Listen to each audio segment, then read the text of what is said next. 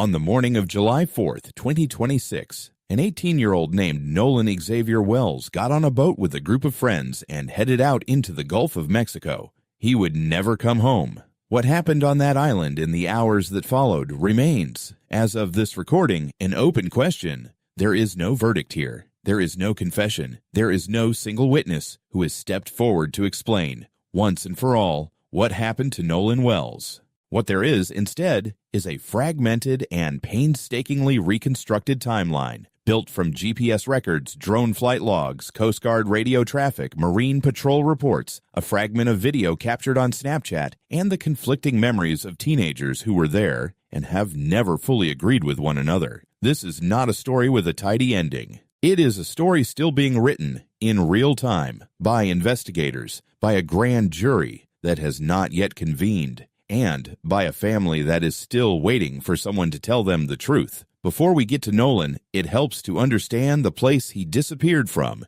because Horn Island is not an ordinary beach, and the conditions that shape this case are inseparable from the geography of the island itself.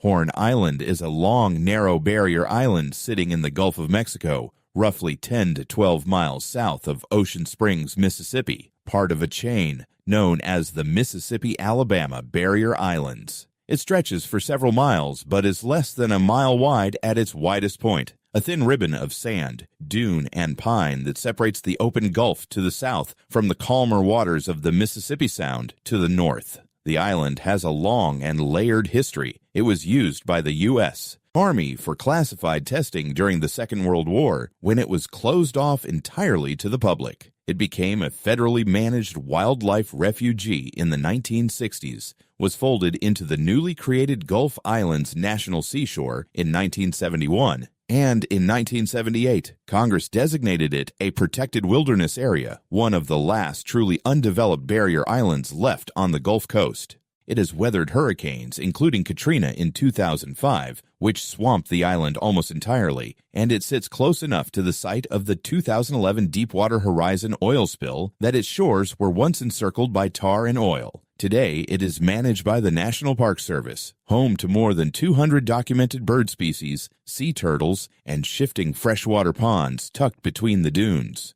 There are no bridges to Horn Island and no ferry service. The only way to reach it is by private boat. And critically, once you are there, according to the National Park Service, there is no ranger stationed nearby, no drinking water, no shelter, no restroom facilities, and no cell phone signal. It is a place of real, wild beauty, and it is also a place where if something goes wrong, help is not close at hand. On the 4th of July, that isolation does not stop people from coming. Investigators would later estimate that roughly 300 people converged on Horn Island that day, many of them, like Nolan and his friends, former high school classmates, using the holiday as an excuse to gather on the water, the way they apparently had more than once before. Nolan Wells grew up in the Ocean Springs area of Mississippi. Those who knew him describe a young man who stood out in more ways than one. He was remembered by friends and family as a standout football player, 6'1" and around 180 pounds, tall enough to tower over most of the people around him in photographs, with what several people who knew him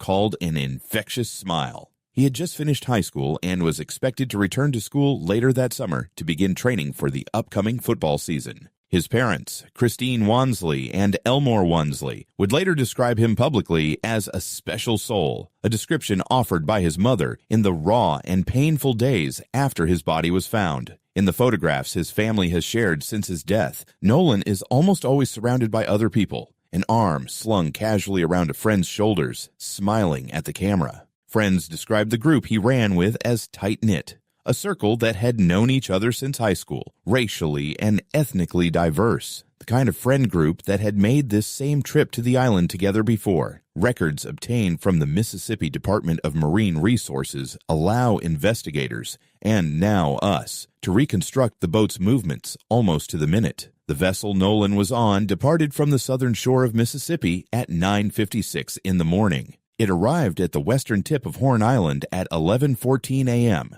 Nolan's best friend, a young man named Javen Williams, had planned to ride out to the island on the same boat, but there wasn't room, so he traveled separately on a different vessel. Javon has said that he saw Nolan as soon as he arrived on the island, and the group spent the day the way you would expect a group of 18 and 19-year-olds to spend a holiday on a remote sandbar in the middle of the Gulf, swimming, drinking, talking, drifting in and out of each other's company across a crowded beach that day was hosting hundreds of strangers and friends alike, many of them arriving by boat. Many of them, according to later accounts from search and rescue volunteers, drinking throughout the afternoon. According to reporting from WLOX and other outlets that have pieced together witness statements, the last time several of Nolan's friends say they physically saw him on the island was around 3 o'clock in the afternoon on the northwest end of Horn Island. He was wearing blue swim trunks, no shirt, and sunglasses. The group was beginning to gather itself to head back to the mainland. And this is where the story, which up to this point has been relatively straightforward, begins to fracture into two different accounts that do not agree with each other. One version comes from a young woman named Katie McCormick, who was 19 years old at the time and was on the island that day with a different group of friends.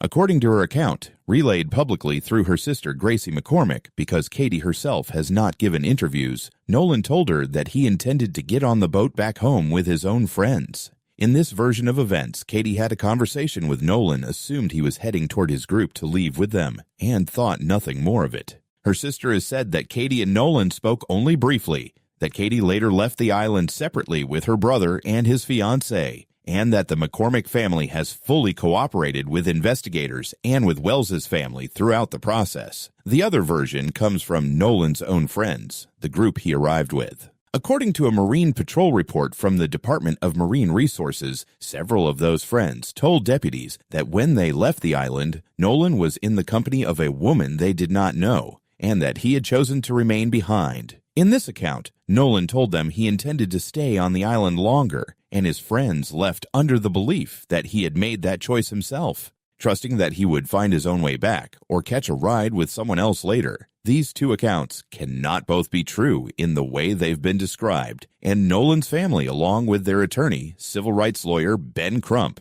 has emphasized this contradiction directly. Somebody, in Crump's words, must not be telling the truth. It is one of the central, unresolved tensions of this entire case. A group of witnesses who were all on the same small stretch of sand that afternoon, and who cannot agree on the most basic fact of what happened before the boat left without Nolan on it. Adding to the confusion is a piece of video that surfaced from that day, recorded on Snapchat by someone who was on the island. The video appears to capture an argument taking place, a heated exchange between at least two people. Investigators and reporters examining the footage have identified a voice in the recording, reportedly Nolan's, demanding that someone return his phone to him. The video is brief, the audio is not entirely clear, and its full context, who was involved, what prompted the argument, and how it ended, has not been established through any public verified account. A later report claimed that enhanced audio pulled additional detail from that same clip, but an outside audio expert publicly disputed the reliability of that enhancement, meaning the video,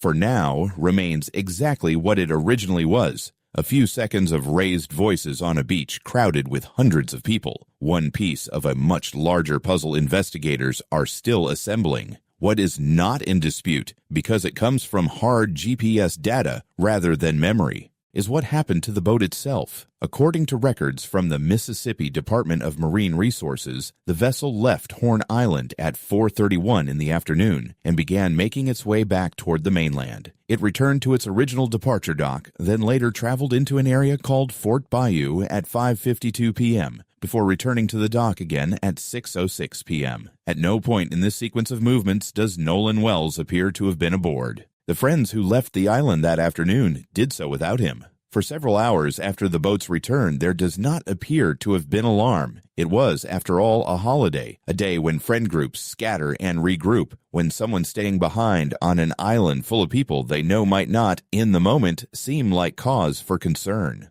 That changed as the evening went on.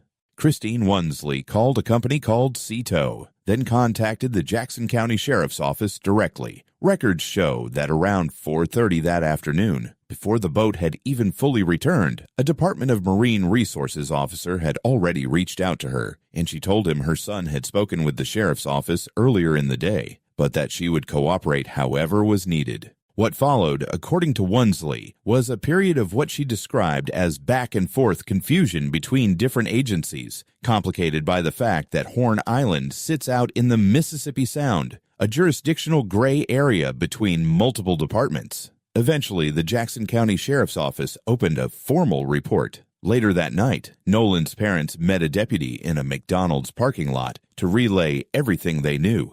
That same night, according to the family, a friend of Wansley's went to retrieve Nolan's phone from the home of one of his friends, and Elmore Wansley went to a different friend's house to collect Nolan's car keys and car. The parents have said they encountered difficulty getting those items back, though the full explanation for that difficulty has not been made public. The formal search machinery began moving the next morning. Coast Guard Sector Mobile received a request for assistance from the Jackson County Sheriff's Office shortly after noon on July 5th and issued an urgent marine information broadcast, sending a helicopter to search the waters around Horn Island. Around the same time, the Sheriff's Office issued a public press release describing Nolan Xavier Wells as an 18-year-old black male, approximately 6'1" and 180 pounds, last seen on the island wearing blue swim trunks, no shirt, and sunglasses. That evening, in an email to Coast Guard authorities requesting search and rescue data, a Department of Marine Resources official relayed that physical description and noted, according to documents later obtained by reporters, that Wells's alcohol intake that day had been heavy. The official search effort was not the only one underway. As Christine Wansley posted increasingly urgent appeals for help on social media, volunteer groups began mobilizing on their own. The United Cajun Navy, a nonprofit search and rescue organization based in Louisiana, sent people and equipment to help. Its coordinator on the ground, Josh Gill, dispatched a search and rescue operator and an off-duty police officer out to the island with a drone. When Gill contacted the Coast Guard directly, he was told that the Jackson County Sheriff's Office was taking the lead on the investigation. Several of Nolan's own friends took boats out on their own to search the island themselves and told reporters they observed a helicopter overhead, boats from the Biloxi Fire Department, and Department of Marine Resources personnel also working the area. A private pilot, a man who had helped search these same waters once before, in 2024, for a 7-year-old who drowned in a boating accident, took his propeller plane up just after 6 o'clock in the morning to help look for Nolan. He had a personal connection to the case. His own teenage son was part of Nolan's circle of friends, though the son had been out of town that 4th of July. For him, by his own account, this search felt different, more personal than the volunteer flying he normally did. The official aerial search faced its own obstacles. According to police documents, Department of Marine Resources officials attempted 3 separate drone launches to survey the western side of Horn Island on July 5th. The first flight, which began around 10 in the morning, was cut short by a software malfunction that could not be repaired in the field. Around 10:30, 2 additional drones were requested and launched. One of those later flights ended abruptly when a swollen battery, a result of excessive heat, separated from the drone mid-flight. According to the official report, further flight attempts were canceled altogether because of the extreme heat conditions that day, and the drone effort ultimately failed to locate Nolan. One of Nolan's high school friends, a young man named Triseston Shepard, had been on Horn Island that day and stayed in the search effort as it unfolded. He later said that he and his friends had spent that first anxious night holding on to a hopeful, mundane explanation that Nolan had simply fallen asleep on someone's couch somewhere and hadn't woken up yet to check his phone. That hope did not survive long.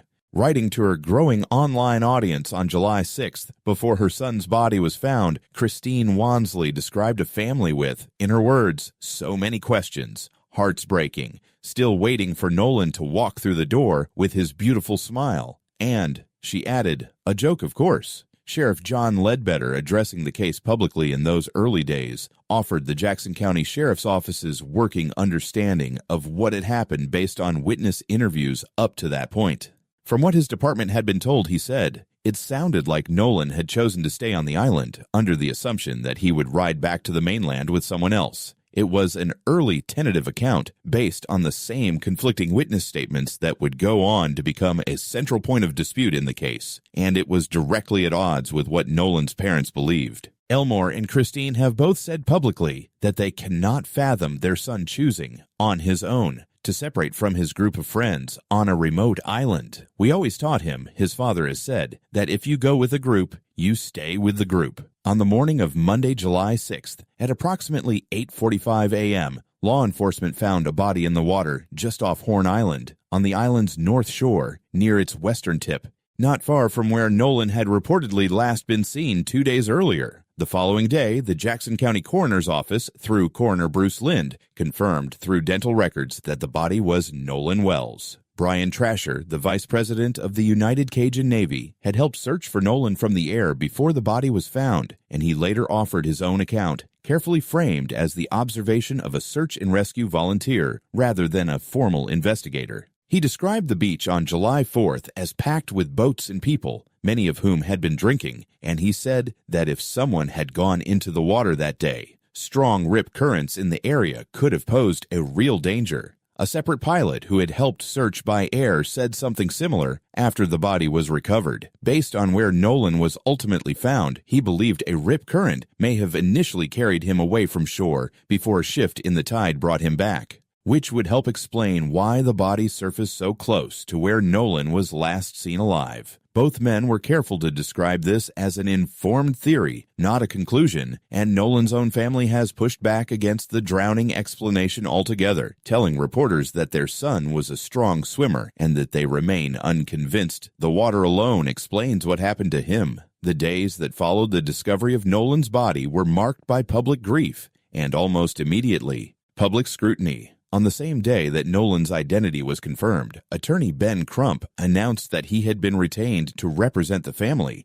stating in a public release that they were calling for what he described as a thorough and transparent investigation. Crump's involvement and the family's public statements in the days that followed quickly elevated a local tragedy into a story of national attention. Nolan was laid to rest in Ocean Springs, Mississippi, with the Reverend Al Sharpton officiating the funeral, another marker of just how far this case had traveled from a private family tragedy into a matter of sustained public interest. Part of what fueled that attention was the racial dimension of the case. Nolan Wells was black. Photographs from the boat trip that surfaced publicly showed him spending the day primarily among a group of friends who were white. As those images circulated on social media, they became, in the words of one national outlet, something of a Rorschach test for American race relations, a focal point for speculation, questions, and in some corners of the internet, outright accusation about whether race played a role in what happened to Nolan, and about whether the investigation into his death was being conducted with the same urgency and rigor it would receive under different circumstances. Sports commentator Stephen A. Smith raised the case publicly during an interview on News Nation, arguing that any parent who sends a child out for the day expects that child to come home, and describing what he characterized as suspicion within the black community about how the case was being handled. It is worth being precise here. Authorities have not at any point in the public record identified a suspect or indicated that Nolan's death was the result of foul play. What has been documented is that his death occurred under circumstances his own parents find difficult to accept as accidental, and that the racial optics of the case have shaped much of the public conversation around it, independent of what the physical evidence does or does not show. That belief that Nolan did not choose his own fate that afternoon is one of the driving forces behind the independent investigation the family has since launched, separate from the official state investigation being conducted by Jackson County authorities and the Mississippi Department of Marine Resources. Attorney Eric Hertz has been identified as the lead figure on the family's independent legal team.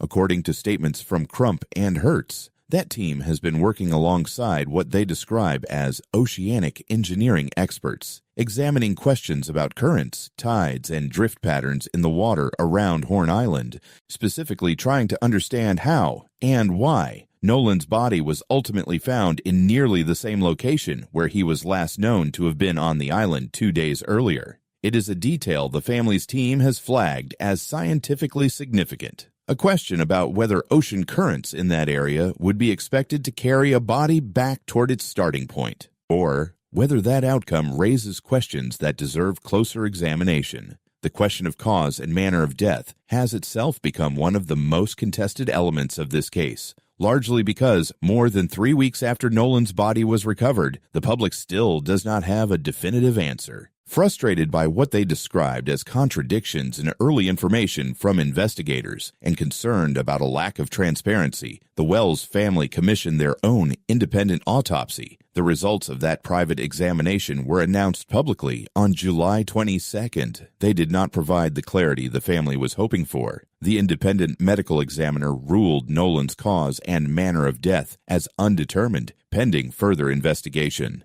Around that same time, Jackson County investigators indicated that their working theory, based on the evidence available to them, was that Nolan had drowned, though they emphasized that the investigation remained open and ongoing. Mississippi State Medical Examiner conducted a separate official autopsy. That examination was completed roughly a month after Nolan's death, but as of this recording, its findings have not been made public. The district attorney overseeing the case has said explicitly that the results of that autopsy will be withheld from public view until they are formally presented to a grand jury, a decision prosecutors have defended as necessary to protect the integrity of the investigation before any evidence is released or discussed publicly. That grand jury has not yet convened. Its purpose, when it does, will be to determine whether any criminal charges are warranted in connection with Nolan Wells' death. A decision that, as of today, has not been made. Investigators have not worked in isolation. Public records indicate that roughly 60 witnesses have been interviewed as part of the effort to reconstruct Nolan's final hours on Horn Island, an unusually large number for a single-day timeline,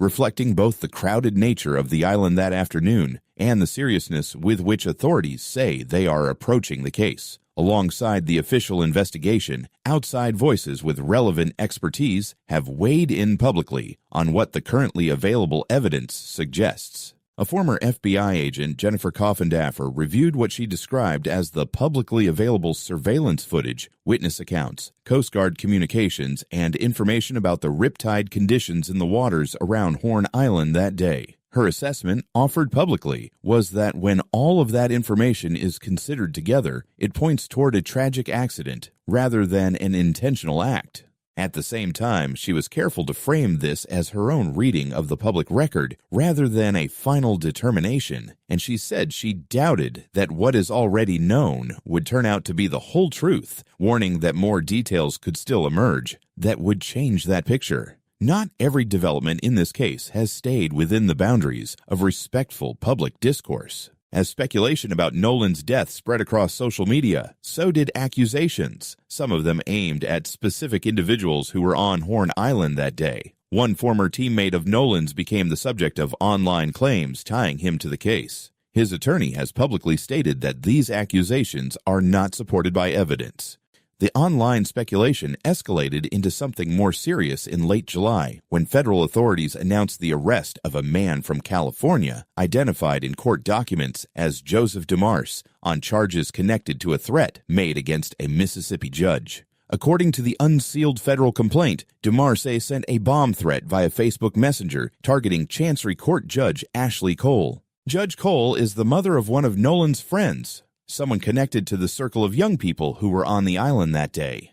Mississippi's Attorney General and other officials have publicly stated that they intend to take a firm stance against anyone making threats connected to this investigation, whether those threats are aimed at witnesses, families, or public officials involved in the case. It is worth pausing on that fact, not to dwell on it, but because it says something important about where this case currently stands. A young man is dead. His family does not yet have the answers they are seeking. A grand jury has not yet met. An official autopsy is complete but sealed. And in the vacuum left by all of that uncertainty, real people, a private 19-year-old woman who has never spoken publicly, a former teammate, a judge, and her family have found themselves targets of online accusation, harassment, and in at least one documented case, criminal threats. Whatever ultimately happened to Nolan Wells on Horn Island, the people around this case, on every side of it, are living through the consequences of a story that outpaced the facts available to tell it. Nolan's family has continued to speak publicly in the weeks since his death, not to offer conclusions, but to press for answers.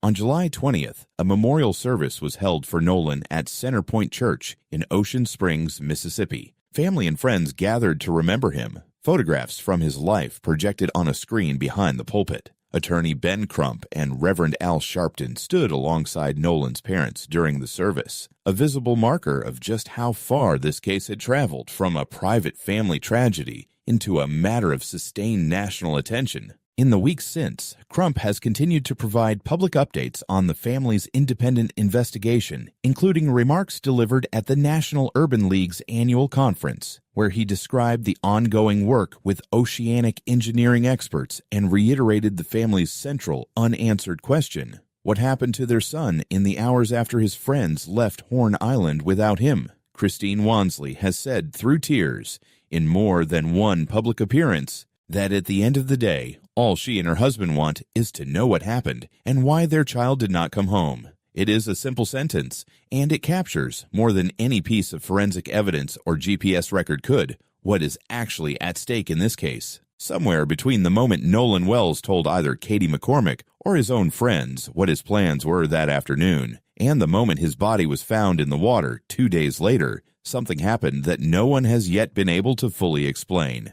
The currents around Horn Island, the argument captured on a stranger's phone, the boat that left without him, the drones that couldn't stay in the air, the jurisdictional confusion that delayed the first hours of the search, the autopsy that remained sealed, all of it circles the same unanswered question. As of this recording, Nolan Wells' case remains open. No charges have been filed. No suspect has been named. The results of the state autopsy have not been released. The grand jury that will ultimately decide whether any crime occurred has not yet convened. What exists for now is a family still waiting, a community still divided over what they believe happened, a scattering of volunteer pilots and search and rescue crews who gave up their own 4th of July to look for a boy they had never met, and an investigation still working, 60 witnesses at a time, to reconstruct the final hours of an 18-year-old's life on a remote island off the Mississippi coast. This case will be followed closely as it develops, and any conclusions,